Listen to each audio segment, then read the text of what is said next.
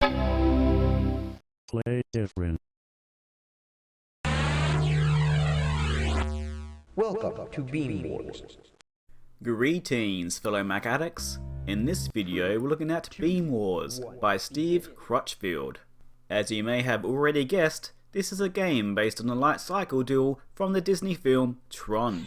You whiz around an arena, moving left, right, up or down, and leave a trail behind you. If you hit your own trail or someone else's, you're out of the round. Oh, you should watch out for the wolves too.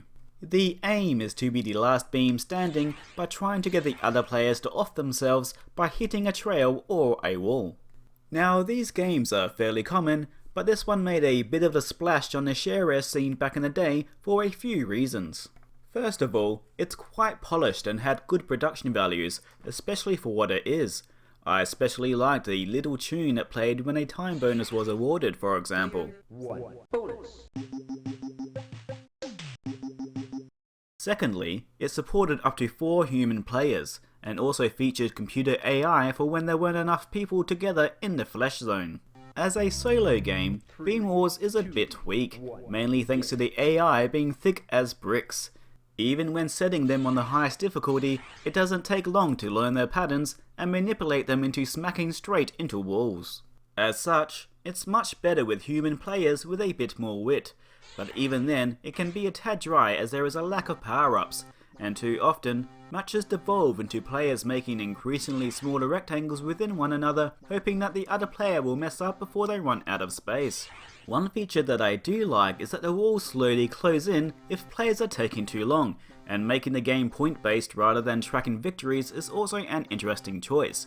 The smartest feature is that players explode when they die, clearing out nearby beams and opening the board back up for the remaining players. Here are some facts about the game. The voice of the announcer is indeed provided by Crutchfield himself, who started programming in the 7th grade, which really makes me feel like I wasted my youth. He first wanted to make an action-adventure, but soon found it was too complex for his first Mac game, and decided to make a light cycle game instead, as he thought there were no good ones for the machine at the time, and it would be much more simple to implement. Though he did get a prototype our friends enjoyed playing, it crashed frequently and he shelved it until years later when he polished it up and released it into the wild. And out in those wilds, it was soon discovered that the game had a memory leak, but that was quickly patched up. As I mentioned earlier, the game was quite popular, and he planned to add many more features including modem play and more. It's a shame it was never really developed further, because with a bit more pizzazz in the game design area, it could have aged much more gracefully than it has. But despite my complaints, I did have fun with this game back in the day, and it's not a bad way to spend a few minutes. But like many other light cycle games, there isn't enough to keep you here for longer. And that, my friends, is BeamWars. Player 1 is the new champion.